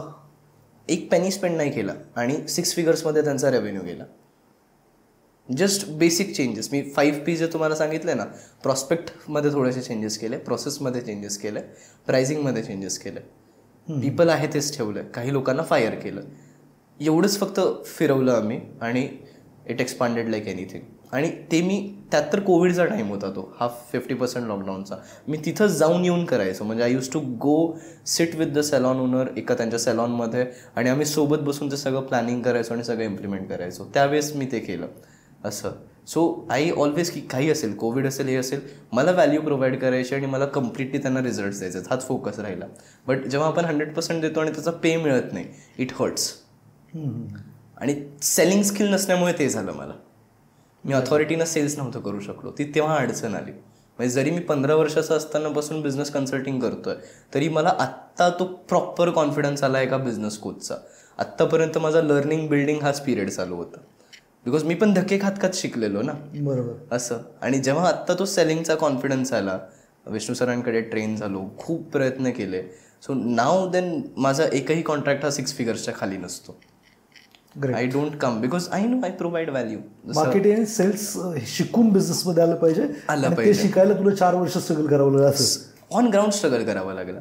आणि जरी एक्सपिरियन्स होता, म्हणजे दुकानातल्या काउंटरवरती सेल केलेला, ओव्हरऑल आता त्या सॅलॉन ह्यांच्यासोबत पण सेल्स होतच, बट स्टील त्याच्यात परफेक्ट व्हायला अजून, त्याला शार्प व्हायला अजून जास्त. सो मार्केटिंग आणि सेल्स शिकून जर नाही आला तर it creates a problem. Because ते कॅश गिव्हिंग फंक्शन्स आहेत तुमचे, ते इन्कमिंगचे फंक्शन्स आहेत मार्केटिंग आणि सेल्स. त्याच्यामुळे रेव्हेन्यू जनरेट होतं. जर तेच नसेल करत तुम्ही बिझनेसमध्ये, तर कसा बिझनेस रन होईल. सो मार्केटिंग आणि सेल्स 100% शिकलं पाहिजे before you enter into business. Very important. बिझनेसचे महत्त्वाचे पिलर कोणते आहेत, जे मला वाटतं की तुला वाटतं की एका बिझनेसमॅनला माहीत असावेत आणि त्याच्याबद्दल त्यांनी एलिब्रेट करूनच ते केलं पाहिजे? महत्त्वाचे pillars. Again coming back 5P. Are you doing business with a right prospect. तुमचा कस्टमर, तुमचा TG राईट आहे का? त्यासोबत तुम्ही राईट प्राईजला त्यांना ते प्रोव्हाइड करताय का? तुम्ही अंडरचार्ज करताय का, ओव्हरचार्ज करताय? राईट प्रॉडक्ट तुम्ही त्यांच्यासाठी घेऊन येताय का? राईट पीपल आहेत का तुमच्या टीममध्ये? माणसं व्यवस्थित आहेत का? आणि तुम्ही प्रोसेसेस काय फॉलो करतात? ओके. 5 फॅक्टर्स. आणि जर या 5 फॅक्टर्सची एक जर मास्टरशीट तयार केली ना, तर त्या बिझनेसची अख्खी ब्लूप्रिंट निघू शकते. ओके. आणि मग तिकडनं business owner should take a call. Okay, माझा हा टार्गेट ऑडियन्स मला एवढे रिटर्न्स नाही देतं, आय शुड शिफ्ट. माझा हा प्रोडक्ट मला रिटर्न्स नाही देतं, I should shift. I should try something new. Okay, right. Business owners कसं करतात, बरेचदा ते स्टबन असतात, ते चेंज करत नाहीत त्यांच्या गोष्टी. ओके. दे शुड अवॉइड दिस. आणि हे 5 पिलर्सचा त्यांनी विचार केला पाहिजे. आणि अपार्ट फ्रॉम दिस, जसं आपले राजीव तलरेजा सर म्हणतात, 7 functions of business: sales, marketing, HR, accounts, R&D, management, all of these things. So या 7 फंक्शन्सला घेऊन सुद्धा they should work on each system to stabilise it and strategise it. आता बरेचसे मार्केटमध्ये बिझनेसमॅन आहेत ज्यांच्याकडं म्हणजे हातातोंडाचं भांडण चाललेलं आहे. जेवढे कमवतात सॅलरीलाच पैसे नसतात, कुठेतरी म्हणजे अडचणीमध्ये आहेत अशा, आणि तेच वर्षानुवर्ष तसेच आहेत. कुठेतरी थोडेसे काहीतरी पैसे मिळतात, मग घरी काहीतरी घेऊन टाकणार आणि मग दे आर स्ट्रगलिंग. त्या अशा बिझनेसमॅनला काय सल्ला देशील? असं जर होत असेल की रेव्हेन्यूमध्ये थोडंसं म्हणजे स्ट्रगल करत असतील वगैरे, तर देर आर हाय चान्सेस की त्यांच्या दोन गोष्टी नीट नाही आहेत. एकतर म्हणजे त्यांचा प्रॉस्पेक्ट आणि दुसरं त्यांचं ऑफरिंग. सो त्याच्यावरती काम करणं गरजेचं आहे. बिकॉज कसं होत होतं, आता जे सॅलॉनचं मी उदाहरण दिलं, सॅलॉनमध्ये त्या लोकांचं युनिसेक्स सॅलॉन होतं आधी, म्हणजे मेल फिमेल किड्स सगळे येऊन करा, इट्स अ फॅमिली सॅलॉन. आणि त्याच्यामुळे कसं होतं, ओव्हरहेड्स वाढलेले त्यांचे. मेल स्टायलिस्ट ठेवायचा, ते 2 मेल स्टायलिस्ट, मग त्याच्या चेअर वाढणार, मग त्याचा रॉ प्रोडक्ट सगळ्या गोष्टी वाढणार. सो हे एक्सपेन्सेस वाढले. सो फर्स्ट स्टेप जे आम्ही त्यांच्यासोबत घेतली, सेम परिस्थिती होती रेव्हेन्यू आणि या सगळ्या गोष्टींची. मी म्हटलं की निश डाऊन करा थोडंसं. सॅलॉनच्या ज्या ओनर आहेत त्या फिमेल आहेत, so work with only female audience. This was the first step. आम्ही प्रॉस्पेक्ट बदलला की फक्त आणि फक्त फिमेल ऑडियन्सला आपल्याला मार्केट करायचं आहे. Because female audience once they come, आता आपण तुम्ही आणि मी जातो हेअरकटला, आपण मॅक्स टू मॅक्स 1000 रुपयाच्या वरती एक पैसा खर्च करत नाही आपण तिकडे. But when a female goes, she at least spend 2,500 to 3,000 to 4,000, 5,000. It range like anything. So फिमेल्समध्ये जे ऑफरिंग आहेत त्याचं प्राईस खूप छान आहे. म्हणजे the price is very good. It can bring more revenue. So आज जे 5 चेअरमध्ये तुम्ही 3 पुरुषांसाठी करताय, 2 पुरुषांसाठी करताय, 3 महिन्यांसाठी करताय, let's do one thing, all 5 chairs full कपॅसिटीवरती आपण फिमेल्स अट्रॅक्ट करूयात तुमच्या सॅलॉनमध्ये. तो हा फर्स्ट चेंज होता. सेकंड, आम्ही काय केलं, आम्ही एक अशा वेमध्ये ऑफरिंग डिझाईन केली की एकदा तुम्ही आमच्या इन्फ्लुएन्समध्ये आला, म्हणजे customers if they once they come into enter into business, ते डीप गेले पाहिजेत. म्हणजे असे नाही आहेत की मी तुम्हाला सरफेस लेवलवरती 3-4 प्रोडक्ट्स ऑफर केले. फर्स्ट तुम्ही हेअरकटसाठी आलात माझ्याकडे, मी हुक तुम्हाला लावला, फ्री हेअरकट किंवा नॉर्मल प्राईजमध्ये हेअरकट. तुम्ही हेअरकटसाठी माझ्याकडे आलात, मी तुमची हेअर लेंथ वगैरे सगळी पाहिली, हेल्थ वगैरे सगळी पाहिली तुमची. तुम्हाला सजेस्ट केलं की सर तुमचे केस थिन होत आहेत, तुम्ही अशा अशा गोष्टी केल्या पाहिजेत, या रेमेडीज फॉलो केल्या पाहिजेत. त्यासोबत अशी ट्रीटमेंट आहे आपल्याकडे. आणि तिथं सर नव्हते, तिथं मॅम होते. So ma'am is already cautious about her hairline and everything. आणि द कम्युनिकेट जो करते ती पण एक लेडीजच होती. सो म्हणलं की okay, once you figure out this, you upsell की अशा ट्रीटमेंट्स आहेत. सो यू टेल हर की अशा अशा ह्याच्यामध्ये आहेत, सध्या ऑफर्स चालू आहेत किंवा दिस आधी prices. So if you want to avail, you can avail, you can get a trial, you can do something. मग काही फ्रीबीज द्या. सो असं करत करत आम्ही जिथं 300-400 स्पेंड करणार होता ना कस्टमर, आम्ही त्याला 4,000-5,000 रुपये स्पेंड करायला लावले आमच्यासोबत. आम्ही ऑफरिंग त्या वेमध्ये अरेंज केलं की okay haircut, then keratin, then facial, then scrub, then this that. So अशी आम्ही रेंज ऑफ ऑफरिंग्स तयार केली, ज्याच्यामुळे तिकीट साईज वाढली, जी बिल साईज होती ती वाढली. सो त्यांनी हा फोकस केला पाहिजे की कोणता टार्गेट ऑडियन्स आहे आणि त्यांची जी बिल साईज आहे ती कशी वाढवू शकते. अशा कोणत्या सिक्वेलमध्ये किंवा अशा कोणत्या पॅटर्नमध्ये त्यांचे ऑफरिंग्स अरेंज करू शकतात बिझनेसच्या, जेणेकरून तो बिल साईज शूटअप होईल आणि रेव्हेन्यू वाढेल. म्हणजे 100 लोक तुम्हाला 100 रुपये पे करतात, त्यापेक्षा 100 लोक तुम्हाला 300 रुपये पे करतात. असं कसं होईल? Don't acquire more customers, sell more to existing customers. Great. Provide them with value and sell more. आणि ज्या लोकांना सर्व्हिसेस दिल्या सॅलॉनमधनं, दे वर हॅपी. त्यांनी फोटोशूट्स केले, त्यांनी रील्स क्रिएट केले त्यानंतर लॉकडाऊनमध्ये, आणि ते खुशच होते ना. मग त्यांच्या आयुष्यातनं काही आपण म्हणजे छेडछाड नाही केली त्यांच्यासोबत आपण. We provided value to them and we gain value out of that. So simple गणित. एखाद्या बिझनेसमॅननी कोचबरोबर, बिझनेस कोचबरोबर का गेलं पाहिजे? Very nice question. Why I will tell you. भूलभुलैया माहिती आहे कशी असते?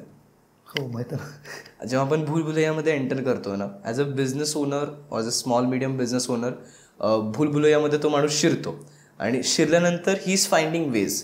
म्हणजे डेली काहीतरी प्रॉब्लेम येतं किंवा काहीतरी क्रायसिस असतं, चॅलेंजेस असतं, इज फाइंडिंग वेज. इथं जाऊ तिथं जाऊ, असं टर्न करू, मग टर्न केल्यानंतर तिथं डेड एंड दिसतो, पुढे जायला रस्ता नसतो, ओव्हरऑल असं सगळं घडत असतं. आणि अशा या वेमध्ये जर तुमच्याकडे एक माणूस असला ना, तो जो त्या हाईटवरून तुम्हाला सांगेल की okay don't go this, go here, go this, go here, म्हणजे इकडून इकडं जा, इकडून इकडं जा. इगल आय व्ह्यूनं जर तुम्हाला कोणी गाईड केलं तुमच्या बिझनेसमध्ये, तुमचं बिझनेसचं ओव्हरव्ह्यू बघता, तर ते कधीही चांगलं असतं. बिकॉज तुम्ही प्रोसेसमध्ये आहात, तुम्हाला कळत नाही आहे, तुम्ही सगळ्या गोष्टी फॉलो करताय, तुम्ही भूलभुलैयामध्ये रस्ते शोधताय. So you are just finding the ways and you are just solving the problems. But if somebody guides you from a eagle eye view की हा एंड गोल इथपर्यंत असा रस्ता आहे, and then he holds you accountable की नाही चुकीचा turn घेतोयस, इकडे ये, असं चुकीची स्ट्रॅटेजी वापरतोय, चुकीचं टार्गेटिंग करतोय, चुकीचं करतोयस, you know, get it right, do this way. हे सजेशन्स आहेत किंवा हे रिपोर्ट्स आहेत, जर असं कोणी केलं तर आपण एंडपर्यंत फास्टर वेमध्ये पोहोचू शकतो. तो eagle I view is important. आणि ईगल आय व्ह्यू एक कोच, एक कन्सल्टंट आणू शकतो. आणि फक्त बिझनेसमध्ये नाही, इन एव्हरीथिंग. म्हणजे आकाश सर आपणच आत्ता जस्ट जाऊन इंटरनॅशनल ट्रेनिंग अटेंड करून आलो. यासाठी मी स्वतः 50,000 रुपये खर्च केले 3 days. So why? Because learning is important. Coaches are important in life. मी आज जे काही घडलो ते कोचेसमुळे घडलो. म्हणजे if like I am currently 19 years old, आमच्या एजमध्ये मुलांचे CV तयार नसतात. बरोबर, त्यावेळी तुझा बिझनेस तयार आहे. मी आता 4 इंटरव्ह्यूज घेऊन आलो आहे आमच्या ऑफिसमध्ये. Great. So I am taking interviews, hiring people. म्हणजे even I don't have my CV in place. Degree नाही आहे तो क्या करेंगे ना. असं म्हणजे 12th मी पास केलेली आता फर्स्ट इयरमध्ये. You can say like that. असं. And all of this power, this clarity, it comes from coaching. This confidence, it comes from coaching. That's why coaches are very important at every stage. Students, मुलं असतील त्यांनाही चांगले coaches पाहिजे ना. मी जे घडलो ते तर मी सगळं म्हणजे all sole credit goes to my coaches.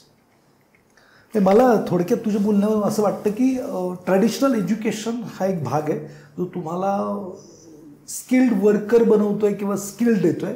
आणि जे तुम्ही ॲडिशनल एज्युकेशन घेत आहे, ज्याला म्हणून एक्स्ट्रा करिक्युलर ॲक्टिव्हिटी करताय, वेगवेगळ्या कोचेसकडून वेगवेगळे ट्रेनिंग घेत आहेत, ते जास्त इम्पॉर्टंट आहेत ट्रॅडिशनल एज्युकेशनपेक्षा. Absolutely. To be very honest, very true. Because मी तसा अबव ॲव्हरेज विद्यार्थी होतो शाळेमध्ये. बट अबव ॲव्हरेज म्हणजे थोडंसं 80s मधला वगैरे त्या सॉर्ट ऑफ वेमध्ये. ते पण घासून आपण तिथपर्यंत स्ट्रेच केलेलं. मी हुशार होतो, सगळ्या गोष्टी होत्या. बट एक एज म्हणतो ना आपण त्या वेमध्ये, एक एज नव्हता त्या ह्याच्यामुळे सगळ्या. बिकॉज सगळेजण सारखंच करत आहे ना. What is the edge? But when मी थोडंसं बाहेर आलो, या सगळ्या गोष्टी माहीत झाल्या, सेल्फ लर्निंगमध्ये इन्व्हेस्ट केलं, स्वतःवरती थोडंसं काम केलं, देन एज आला तो मार्केटमध्ये. म्हणजे इवन आत्ता जस्ट एक महिन्याभरापूर्वी का 2 महिन्यापूर्वी झालं असेल, I was invited to Elphinstone college Mumbai, where Bal Gangadhar Tilak, doctor Babasaheb Ambedkar and all of this great people. त्यांची ॲल्युमिनी लिस्ट खूप मोठी आणि त्याच्या लेजंड्स आहेत सगळे. तिथं ते लोक शिकले. I was invited there to deliver a 1 day lecture on entrepreneurship. वाह. For students. And this wouldn't have been possible जर मी सेल्फ एज्युकेशनवरती भर नसतं दिलं तर. आज 19 वर्षाचा तू आहेस आणि एवढ्या मोठ्या कॉलेजमध्ये तुला गेस्ट लेक्चरर किंवा फुल डे लेक्चरसाठी बोलवलं होतं. आणि त्यांचं वय काय होतं जे शिकायला स्टुडंट होते? सेम तुझ्याच वयाचे होते. काही जण थोडेसे मोठे पण होते, 22-23 वगैरे. बट मोस्टली सगळे सेमच होते. फंटास्टिक. 19-20. कसं वाटतं हे सगळं? आता नेम यायला लागलाय, फेम यायला लागलाय, पैसा यायला लागलाय, सगळंच आहे आता. तर कसं वाटतं की इतर मुलं आज स्ट्रगल करतायत आणि तू सगळ्या गोष्टी आज एक मॅच्युअर माणसासारखं करतोयस, तर त्यांच्यात तुझ्यात बघितल्यानंतर काय वाटतं? रिस्पॉन्सिबिलिटी वाटते. वन थिंग म्हणजे डिस्ट्रॅक्शन नाही होत. हां, खूप मोठी रिस्पॉन्सिबिलिटी आहे. आणि आता कुठे म्हणजे डिस्ट्रॅक्शन असं वाटलं जरी की वेळ कुठं घालवावा असं, तर ते मनाला पटत नाही मग ती गोष्ट असं. बिकॉज आय नो की आज ज्यावेळेस देशामधले आपले स्टुडंट्स असतात, जे स्टुडंट्स वगैरे मला ऐकतात, किंवा जे माझ्याकडे आज क्लायंट्स असे आहेत ज्यांनी IIT IIM मधनं ग्रॅज्युएशन केलेलं. So all of this people they are looking with certain hopes, किंवा they are looking with certain perspective to me की ओके, उमेर आहे, उमेर विल डू समथिंग, और you know he will provide value and guidance. So मी कुठं भरकटू नाही शकत. So it's not allowed to me. इच्छा जरी असली तरी it's not allowed to me to lose my track. मला माझ्या लेनमध्येच राहावं लागणार आहे. आणि इन्स्टेड ऑफ बिंग हॅपी किंवा हे सगळं, मला तर आत्ता जसं तुम्ही म्हणाला की हे सगळं यायला लागलं आहे, I think it's a by product completely. म्हणजे it's just blessings of my mentors like you, Vishnu sir, या सगळ्यांच्या ब्लेसिंग्स आहेत. जे सगळे आज GSC मधले आमचे मदर्स असतील किंवा माझी मम्मी असेल स्वतःची, आणि देव, त्यांची कृपा आहे, त्याच्यामुळे हे सगळं घडतं. It's all going well. And just my one intention is to help and to add value. ज्याला कोणाला मी हेल्प करू शकेल, ज्याला कोणाच्या लाईफमध्ये मी व्हॅल्यू ॲड करू शकेल कोणत्याही सेन्समध्ये, so I just want to do it. Great. So मला फक्त coming to back on your life, 10वी-12वीला चांगले मार्क होते, तर तरी सुद्धा तू आर्टला गेलास, किंवा तुला विरोध नाही झाला का घरच्यांकडून किंवा नातेवाईकांकडून? झाला ॲक्च्युली सोसायटीकडून. म्हणजे ओव्हरऑल सगळ्यांना जे ओळखीचे होते कॉमर्स तरी घे, सायन्स तरी घे, काय कॉमर्स घे फक्त, म्हणजे तुझ्यासाठी बिझनेस करायचा आहे ना मग कॉमर्स घे असं. मग हे सगळं होतं. बट कॉमर्स सायन्स घ्यायला मला अडचण तशी काही नव्हती. मी तर तिथंही अभ्यास केला असता, आर्ट्समध्ये पण अभ्यास करूनच पास झालो असं. पण वेळ माझ्यासाठी महत्त्वाचा होता. म्हणजे 11वीचा जो वेळ होता जिथं सगळे आमचे ऑनलाईन क्लासेस वगैरे चालू होते, मी सांगतो की मी मिस केले ते ऑनलाईन क्लासेस सगळे, मी नाही अटेंड केले.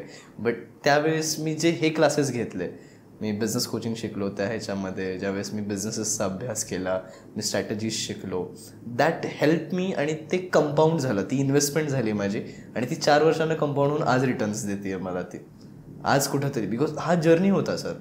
जेव्हा मी 15 वर्षात होतो त्यावेळेस कोण नव्हतं मला विचारायला, तेव्हा मी स्टार्ट केलं. आता एक 4 इयर्स झालेले आहेत, थोडाफार ट्रॅक्शन दिसतोय, थोड्याशा गोष्टींमध्ये रिझल्ट दिसत आहेत, काहीतरी म्हणजे एक आपण म्हणतो ना इन द प्रोसेस थोडंसं चेंज झालेलं एक इमेज दिसतंय. म्हणून एव्हरीवन इज अप्रिशिएटिंग.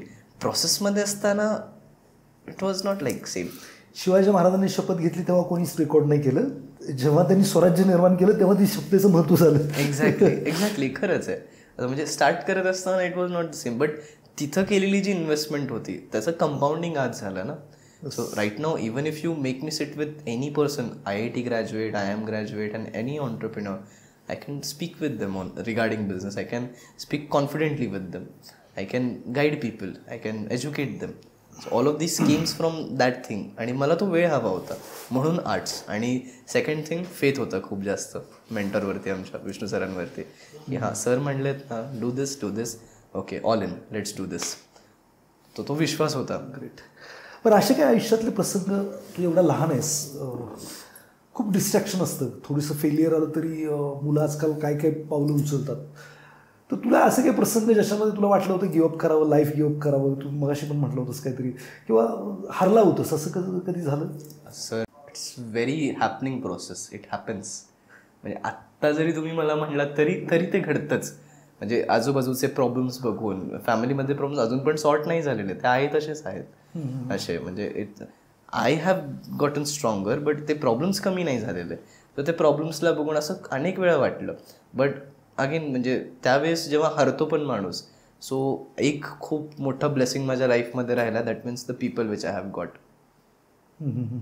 खूप सुंदर अशी लोकं भेटलीत मला आयुष्यात, ज्याच्यामध्ये विष्णू सर, तुम्ही, Jaya ma'am, Sayali ma'am, Harshal sir, माझे मामा, माझे काही खूप म्हणजे मोजकेच आहेत पण खूप जवळचे मित्र असे. आणि त्यांच्याशी जरी मी 2-2, 3-3 महिना बोलत नाही तरी ते एवढं म्हणजे खंबीरपणे सपोर्ट करत असतात. आणि असे म्हणजे त्यांची म्हणजे पाठीराखा आपण म्हणतो ना त्यावेळेमध्ये ते उभे, अरे काय नाही आम्ही आहोत तुझ्यासोबत असं. यावेळेमध्ये जी लोकं मला भेटली आहेत ना त्यांच्यामुळे आणि त्या एन्व्हायरमेंटमध्ये कधी मी असं म्हणजे खचलो नाही खूप जास्त. मग त्यांनी मला असं सांभाळून ठेवलं overall.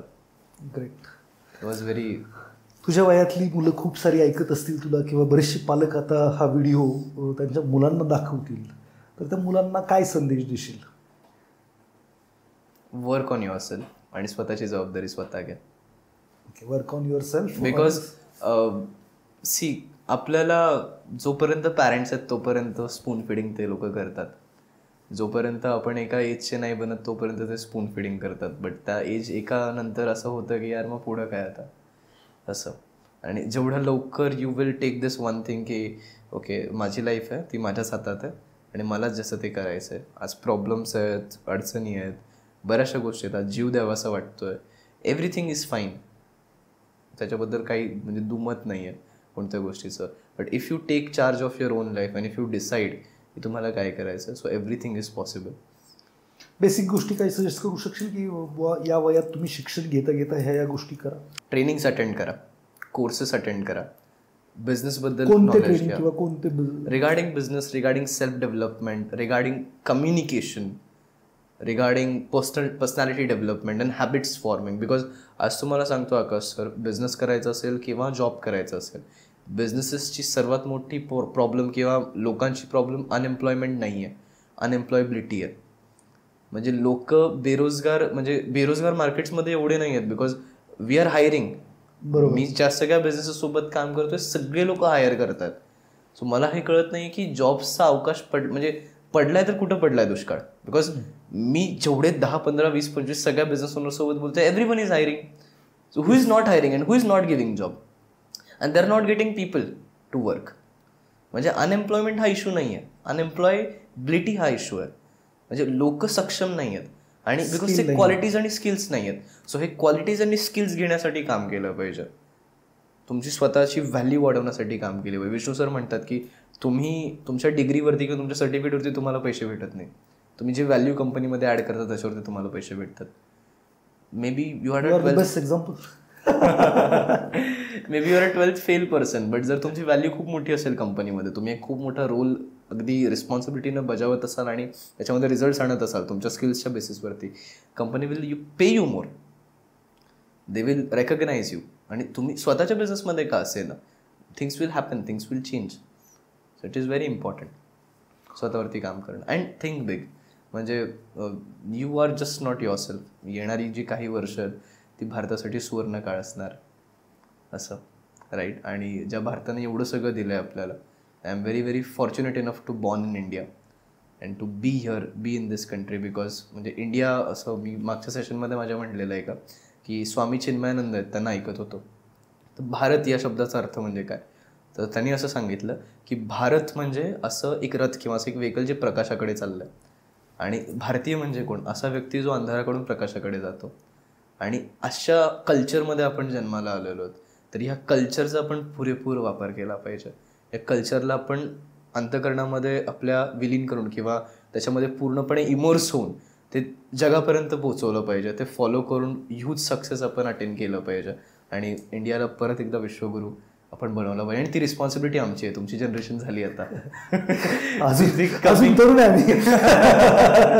That's coming generation has a big responsibility on their shoulder. म्हणजे जे आम्ही पण आता ज्यावेळेस मी माझ्या टीम मेंबर्ससोबत डिस्कस करतो किंवा माझ्या मित्रांसोबत डिस्कस करतो, वी ऑलवेज टॉक अबाउट दिस की यार आने वाला पिरियड बहुत इम्पॉर्टंट आहे. आणि इथं if we all came together, if we आपण मोठा एक स्वप्न पाहिला, एका काळी म्हणायचे the great American dream. American dream नावाची एक टर्म होती. म्हणजे अमेरिकामध्ये प्रत्येक माणूस खूप मोठी स्वप्न बघत होता त्यावेळेस आणि अमेरिका पीकला होतं ग्रोथच्या. So now this is time for Indian dream. It's time for every Indian to dream big and to achieve it. So हा गोल्डन पिरियड आहे. And as students, as you know children of this country, it is our responsibility to utilize this and go 100% and work for that. नोकरीसाठी तयार व्हावं आम्ही का golden India येतोय किंवा जे काही होणार आहे, म्हणजे मुलांनी काय सांगितलं, नोकरीसाठी त्यांनी तयार व्हावं का बिझनेसचं मोठं स्वप्न बघावं? जे काय करताय त्याचं मोठं करा, बेस्ट करा. Not necessary every one should come in business. Possible नाही आहे ते. सगळ्या माणसांकडे त्या सगळ्या कॉम्पिटन्सीज नसतात. Do you try business? Yes. तुम्ही बिझनेस ट्राय करून फेल झाला, you will become a 10x better employee than any person. But नोकरीमध्ये असाल, बिझनेसमध्ये असाल, जिथं कुठे असाल, be the best and the bestest which you can be in that one particular. म्हणजे तुम्ही तुमच्या फील्डचे बादशाह बना and then you see magic will happen. तुम्ही साधं कॉलिंग पण करताय ना, म्हणजे लेट्स से काही नाही, कॉल सेंटरला जरी तुम्ही जॉबवरती आहात आणि कॉलिंग करताय, तर एवढं भारी कॉलिंग करा तो माणूस तासभर बोलला पाहिजे तुमच्याशी. This is my motto also. Product विकत घेतला पाहिजे. सेल्स म्हणजे he should fall in love with you. Do your work at this level. एवढं चांगलं तुम्ही काम करा, मग ते काहीही करा तुम्ही, त्या सगळ्या कामांमध्ये सक्सेस आहे. फॅन्टास्टिक. तुझ्या आयुष्यातले असे 2 निर्णय ज्याच्यामुळे तू इथेस? Having faith. Having faith in everything. म्हणजे जे काही घडतंय ते माझ्यासाठी घडतंय. एक टर्म आहे, life is not happening to me, life is happening for me. If my childhood, if my family, if everything in my life would have been the way I wanted it to be, मी आज इथे बसलो नसतो. Then exactly जे घडलं ते चांगल्यासाठी घडलं. Exactly. म्हणजे कोणी आज की बदलायचं आहे का तुला काही तुझ्या स्टोरीमधलं, बिर्याणी अच्छा बना है, रेसिपी क्यों चेंज करना है?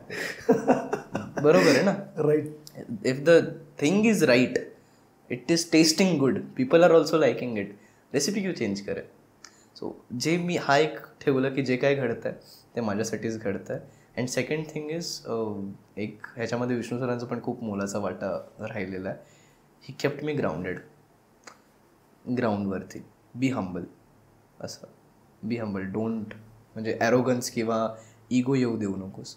म्हणजे एक वाक्य होतं एका ट्रेनर कोचकडनं ऐकलेलं मी, की वयाच्या आधी आणि म्हणजे वेळेच्या आधी जर पैसा आणि नॉलेज तुमच्याकडे जास्त आलं तर ते अहंकाराला जन्म देऊ शकतं किंवा ते अहंकाराला जन्म देतं. आणि माझ्याकडे म्हणजे देवाच्या कृपेने नॉलेज तरी आलं आणि त्याचं साहजिक होतं की कदाचित इगो पण आला असता. बट ज्यावेळेस मी विष्णू सरांसोबत काम करत होतो, आता GSCमध्ये मी 4 इयर्स GSCला अगदी बिल्डिंगपासून आम्ही सगळं स्टुडंट्स म्हणजे आम्ही त्याच्यासोबत राहिलेलो आहोत. अगदी आज लोगो पण त्याचा मी डिझाईन केला. सो प्राऊड वाटतं. एक असा ब्रँड जो आज 18 देशांमध्ये पोहोचलेला आहे. I am the one of team members there. त्यांनी लोगो डिझाईन केला आणि ते आम्ही एवढ्या मोठ्या स्केलवरती गर्भवती मातांसाठी काम करतो. It feels very good, right. So त्यांच्यामुळे जे राहिलो, ग्राउंडेड राहिलो, शिरलं नाही काही डोक्यामध्ये. सो इवन आत्ता पण कोणी जरी म्हणजे भेटलं तर ओके, स्टे हंबल. बिकॉज जेवढी ह्युमिलिटी, जेवढं मी लोकांचं हे सगळं म्हणजे it's blessings you are getting, it's nothing yours. This is one thing. So stay grounded. हे 2च निर्णय होत आहे. आणि ग्राउंडेड असल्यामुळे किंवा हे फिट ठेवल्यामुळे बऱ्याचशा गोष्टी इझी झाल्या माझ्यासाठी. बस काही अडचणच राहिली नाही ना. कोणी डिसरिस्पेक्ट केलं, ठीक आहे, no problem, okay fine, thank you. म्हणजे बरेचसे लोक असे होते, म्हणजे अगदी माझ्या अत्यंत जवळच्या लोकांनी, माझ्या खूप जवळच्या लोकांना मी कॉल रेकॉर्डिंग्स पण ऐकलेत की हा आयुष्यात काही करू शकणार नाही, हा भिकेला लागणार, असे पण रेकॉर्डिंग्स आहेत. आणि ती एवढ्या जवळच्या लोकांचे म्हणजे रक्ताचं नातं आहे त्यांच्यासोबत. अशा लोकांचे त्या रेकॉर्डिंग्स मी ऐकलेले आहेत की हा काय करू शकत नाही, म्हणजे हा लिटरली काय चुतियागिरी करतोय, असे शब्द आहेत तिकडे. हे सगळं मी ऐकलंय. आणि सगळं ऐकत असताना असं लाईक की ओके, काम, cool, no problem, what is happening for me and no problem, will take on this आणि दाखवून देऊयात, वेळ येईलच. असं संयमी राहणं. हे सगळं 19 वर्षाचा मुलगा ज्या मॅच्युरिटीने बोलतोय, ज्या मॅच्युरिटीने काम करतोय, जी जबाबदारीची जाणीव त्याच्याकडे आहे, असा रिअल हिरो तुम्हाला रिअलली कुठेतरी पाहायला मिळेल. हे जे बोलणं चाललंय हे थांबावं नाही असं प्रत्येकालाच वाटतंय. मला पण वाटतंय. वेळेचं थोडंसं भान ठेवतंय.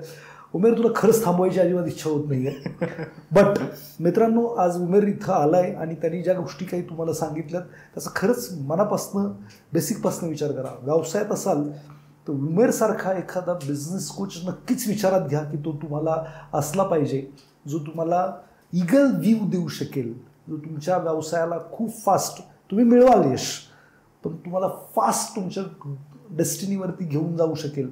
आणि हा यंग ब्लड असं जर असेल भारताचा, तर भारताला पुन्हा एकदा ते सुवर्णयुग किंवा काय म्हटलं होतं तू, सोने की चिडिया, सोने की चिडिया विश्वगुरू बनवण्यात कोणीच अडवू शकणार नाही.